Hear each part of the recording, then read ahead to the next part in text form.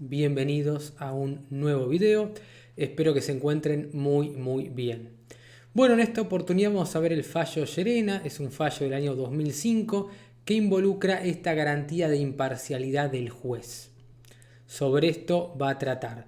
Aquí se va a discutir si se viola o no la garantía constitucional de imparcialidad del juez. Recordemos que cuando hablamos de imparcialidad de un juez, en términos generales, hablamos de que estos magistrados, estas personas que resuelven estas contiendas o conflictos entre las partes, deben ser ajenos a los intereses o voluntades de cada una de las partes. Es decir, no pueden ser amigos ni enemigos porque en ese caso pueden ser recusados por la otra parte. Puede un juez excusarse, que es cuando él decide retirarse, o ser recusado cuando una de las partes sostiene que por un argumento contundente y lógico no puede ser el juez, ese juez o esa jueza, la que entienda en las actuaciones. Bueno, este es un caso muy importante porque la Corte por primera vez debatió acerca de si se violaba o no la garantía constitucional de imparcialidad del juez, y esto en derecho penal apunta a que el mismo magistrado que investigó sea quien juzgue y sentencie al imputado. Entonces, ¿puede un mismo juez que investiga y juzga sentenciar al imputado o no? ¿O lo tiene que hacer, o un juez tiene que investigar y juzgar y otro juez lo tiene que sentenciar? Bueno, vamos a ver qué pasó aquí. Entonces, marco fáctico, hechos según la ley procesal en los procedimientos correccionales, que son aquellos en los que se van a investigar y juzgar delitos, cuya pena sea menor a la de 3 años de prisión, es decir, se trate de delitos que sean excarcelables, simplemente queda como una mancha en el legajo de antecedentes penales y esa persona no va a prisión. Que el mismo juez que estuvo a cargo de la investigación y procesó al imputado es quien debe juzgarlo en el juicio oral. Bueno, entonces, el mismo juez que está a cargo de la investigación y procesa al imputado es el que tiene que juzgarlo, o tiene que investigar a un juez y procesarlo al imputado y luego otro juez, un juez investigar y el otro juez procesar, bueno, y sentenciar al imputado. Lo cierto es que la ley procesal penal no establecía en forma expresa que el juez que investigó no puede juzgar al imputado. Bueno, recordemos que en términos generales el artículo 19 de la Constitución Nacional nos dice, en la parte inferior, nos dice que todo lo que no está prohibido está permitido. Entonces, si hiciéramos esto extensivo, si la ley procesal penal no prohíbe expresamente que el juez que investigó no puede juzgar al imputado, en principio lo podría hacer, en términos generales. Lo cierto es que Llerena fue procesado por la justicia correccional por su presunta responsabilidad en el delito de abuso de armas y lesiones. Abuso de armas 104 es disparar un arma de fuego contra una persona sin herirla, es decir, yo apunto hacia el costado o veo una persona y apunto un árbol y la persona está al lado del árbol. Eso sería abuso de arma porque yo me estoy aprovechando de una situación puntual donde yo tengo justamente un utensilio, que sería un arma, que tiene la posibilidad o potencialidad de herir y lastimar a alguien hasta el punto de poder provocarle la muerte. Y lesiones son todos esos daños que se infieren tanto en el cuerpo como en la salud, artículo 89 si son lesiones leves, 90 si son graves y 91 si son gravísimas. Pero lo cierto es que antes de que se diera inicio al juicio oral, la defensa de Llerena recusó a la jueza que lo había procesado, sosteniendo que ella no cumpliría con la garantía de imparcialidad para poder juzgar y sentenciar. Por lo tanto, la defensa, como no tenía otra opción, decidió recusar. Recordemos que recusar es cuando una de las partes pide que ese juez o esa jueza sea apartada del proceso para que otro sea el que entienda en las actuaciones. Bueno, ¿qué fue entonces lo que decidió la Corte? La Corte afirmó entonces que la garantía de juez imparcial, que está protegida y expresamente reconocida por nuestra Constitución Nacional, dentro de lo que es el artículo 18 de la Constitución Nacional y en los pactos internacionales del 75, inciso 22, que recordemos tienen jerarquía constitucional desde la reforma del año 94, prohíbe que el juez que investiga sea el mismo que juzgue y sentencie. Según los votos de Petracchi, Maqueda, Zaffaroni, Hayton de Nolasco, Argibay, Belucio y Boggiano, Lorenzetti y Fait se abstuvieron de votar.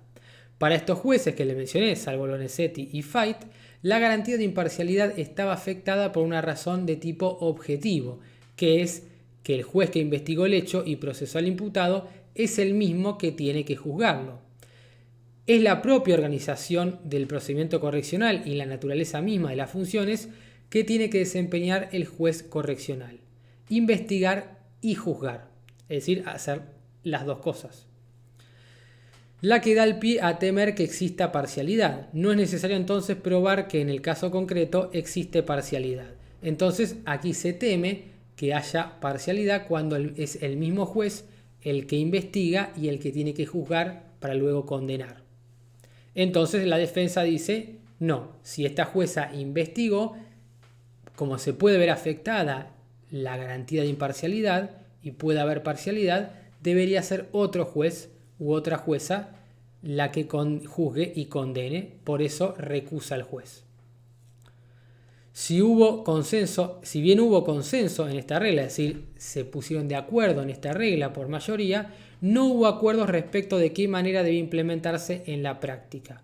Entonces, estuvieron de acuerdo, pero no saben cómo llevar adelante esto en la práctica. Zaffaroni y Hayton de Nolasco llegaron a la conclusión de que la ley procesal se tiene que interpretar de conformidad a este principio. Y por más que no estuviese prevista esa circunstancia como causal de excusación, debía aceptarse la misma. Bueno, esto sería un tanto polémico porque se estaría afectando el principio de legalidad, porque se estaría sumando una causal de excusación que no está prevista en la ley. Y esto, recordemos que en el derecho penal rige el principio de legalidad y el principio de taxatividad, es decir, que la ley se tiene que interpretar tal cual está. Bueno, esto parecería, en principio, existir una violación de los principios de legalidad y de taxatividad, como les decía. Zaffaroni y Hayton de Nolasco establecieron de qué manera en la práctica se podía garantizar el respeto al principio del juez imparcial, sosteniendo que tenían que intervenir dos jueces distintos en el procedimiento correccional, uno en la primera etapa de instrucción y otro en la etapa de juicio. Entonces, para Zaffaroni y Hayton de Nolasco tenían que intervenir dos jueces y esto se tenía que llevar adelante en la práctica, uno en instrucción, el otro en la etapa de juicio. De esta manera, sin inversión del presupuesto, demora de los procedimientos o creación de nuevos juzgados, encontramos una solución que es sencilla, eficiente, rápida y que es compatible con la Constitución Nacional, es decir, que no lesiona ni restringe ningún tipo de derecho o garantía constitucional.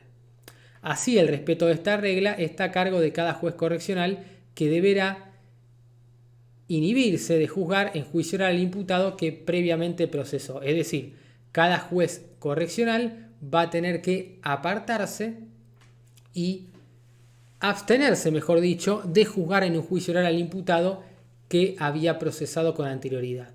Estos jueces también remarcaron que la aplicación de esta nueva regla es para futuro, justamente por el principio de retroactividad de la ley, es decir, que la ley siempre se aplica hacia adelante y nunca hacia atrás. Por su parte, Petracchi afirmó que esta regla tendrá aplicación en los casos correccionales en que el juez se excuse, es decir, el propio juez diga yo no voy a intervenir, o cuando el imputado solicite que el juez que lo procesó no sea el mismo que lo juzgue en un juicio oral. Entonces, para Petracchi, esta regla se aplica en dos casos: si el propio juez es el que decide apartarse del caso, que es excusarse, o si el imputado lo solicita, es decir, en caso de recusación. Boggiano y Maqueda votaron por declarar la inconstitucionalidad de la ley procesal que, reformando lo anterior, había suprimido esa circunstancia como causal de excusación. Entonces, para Boggiano y Maqueda hay que declarar la inconstitucionalidad de esa ley procesal que había modificado a la anterior, sacando esa circunstancia como causal de excusación. Recordemos que el principio de progresividad siempre se tiene que ir hacia adelante y nunca hacia atrás. Esto se aplica en todas las ramas del derecho y que en derecho penal tenemos la ley penal más benigna. Atención con esto. También es importante señalar que Bogiano está cambiando su criterio, ya que en un precedente anterior, que es Senserovich, que había sido resuelto el 31 de agosto de 1999, junto con Fait, había sostenido que esta situación no violaba la garantía del juez imparcial. Entonces cambia su criterio Bogiano. Maqueda, por su parte, ya había declarado la inconstitucionalidad de esta ley en su voto en disidencia en el caso Álvarez, que se resolvió el 30 del 9 del 2003. Entonces ya había antecedentes para estos dos jueces. Bogiano cambió su criterio, mientras que Maqueda sostuvo el criterio en su voto en disidencia en el caso Álvarez del 2003. Tanto Argibay como Belucio sostuvieron que esta ley era incompatible, es decir, no era amigable a las normas constitucionales, pero decidieron no declarar expresamente su inconstitucionalidad. Es decir, si bien dijeron esto no puede ser así, esta ley va en contra de la Constitución, esta ley es inconstitucional, pero no declaramos la inconstitucionalidad en forma expresa. Recordemos que la declaración de inconstitucionalidad de una norma constituye la última ratio. Entonces Argibay y Belucio a medias dijeron, bueno, esto es inconstitucional, pero no declaramos a la norma inconstitucional. Bueno, entonces la defensa solicitó la recusación de la jueza. Según alegó la defensa del imputado, la superposición de funciones de investigación y juzgamiento es susceptible de generar sospechas de parcialidad suficientes para justificar su apartamiento del caso, en tanto el juez que ha llevado adelante la instrucción ya se ha formado, al menos en forma mínima, o ha formado una opinión acerca de la culpabilidad del imputado, lo cual funda una sospecha de parcialidad. Claro, entonces como ya lo conoce y ya lo investigó, claramente puede volcarse hacia la culpabilidad del imputado y esto podría afectar este principio de imparcialidad. Por eso sostiene que hay que separar la función de investigación y hay un juez que tiene que investigar y un segundo juez que tiene que juzgar. La propia jueza involucrada hizo lugar a la recusación planteada por la defensa de Llerena, es decir, la jueza reconoció y decidió dar un paso al costado porque entendió que existía un temor que estaba fundado, había argumentos, razones contundentes que podían llegar a justificar esta parcialidad por parte del imputado por el hecho de haber intervenido en estas dos etapas del proceso. Entonces la jueza reconoció y dijo, esto tiene sentido, entonces aceptó esa recusación.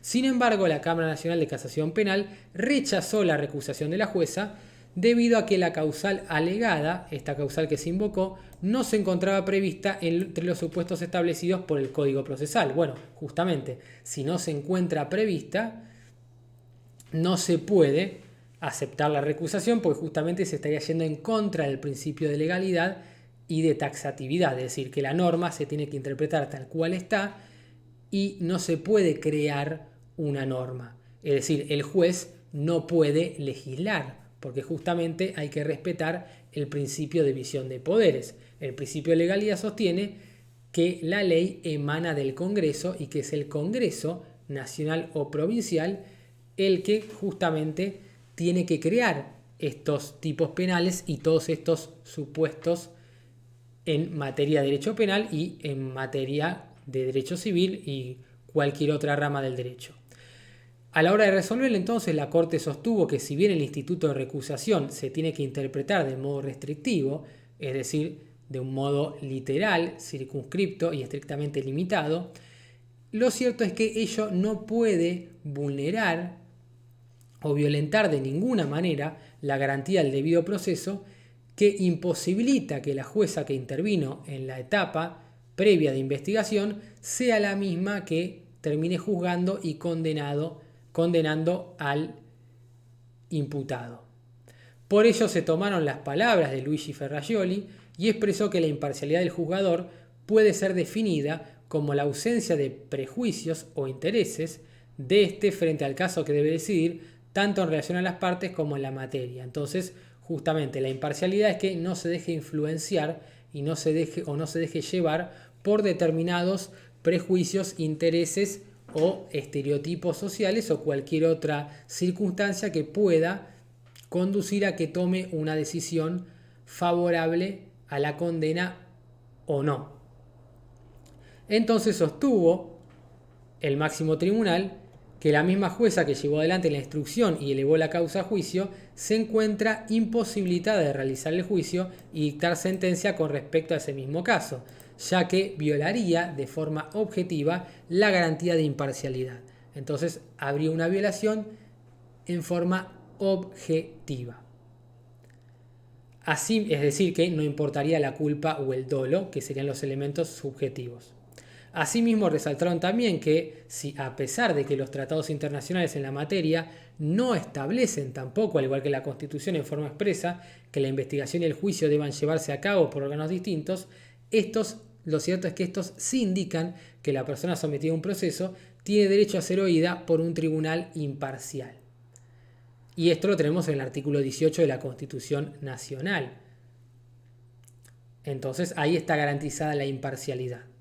En esa línea la Corte sostuvo entonces que la garantía de imparcialidad del juez va a ser uno de los pilares, de los principios fundamentales en que se apoya nuestro sistema de enjuiciamiento, ya que es una manifestación directa del principio acusatorio y de las garantías de defensa en juicio y del debido proceso, que son las que contenemos en el artículo 18 de la Constitución Nacional. Es decir, que toda persona tiene derecho a poder rebatir los argumentos de la parte contraria y que se respeten sus garantías. Es decir, que pueda presentarse y decir, no, esto fue así, de esta manera, y pueda, obviamente, rebatir, como les decía, los argumentos de la otra parte. Por otro lado, el voto mayoritario intenta distinguir dos aspectos de la imparcialidad, el objetivo y el subjetivo. El primero de ellos es descrito como un derecho de la persona que lo ampara ante el temor de parcialidad del juez o de la jueza por hechos que son objetivos del procedimiento. Es decir, que no importa la personalidad, honorabilidad ni la labor particular del magistrado o de la magistrada. Mientras que, obviamente, el aspecto subjetivo se trata de las actitudes o intereses particulares del juzgador con el resultado del pleito. Entonces, importante esta faz objetiva y la faz subjetiva, la subjetiva que tiene que ver con los intereses o actitudes que tenga el juez, mientras que el objetivo tiene que ver con el procedimiento en sí. En el caso, la Corte considera que en el supuesto de temor de parcialidad se relaciona con el aspecto objetivo de la imparcialidad, debido a que la intervención de una misma persona en el rol de jueza, tanto en la etapa de investigación como en la etapa de juzgamiento. Por ello, decidieron o entendieron que cada juez o jueza tiene que contar con la confianza de los sujetos que juzga, de modo que estos no tengan ningún tipo de temor de ser juzgados por alguien que no sea parcial. Es por ello que determinaron que la mera sospecha de parcialidad de la jueza, es decir, si hay una sospecha fundada, razonable, de parcialidad de la jueza en el caso, era argumento suficiente para su apartamiento de la causa. Entonces, ante una sospecha grave, fundada, que tenga un determinado sentido, porque tiene que ser razonable, se puede apartar a una jueza de la causa, va a poder ser recusada.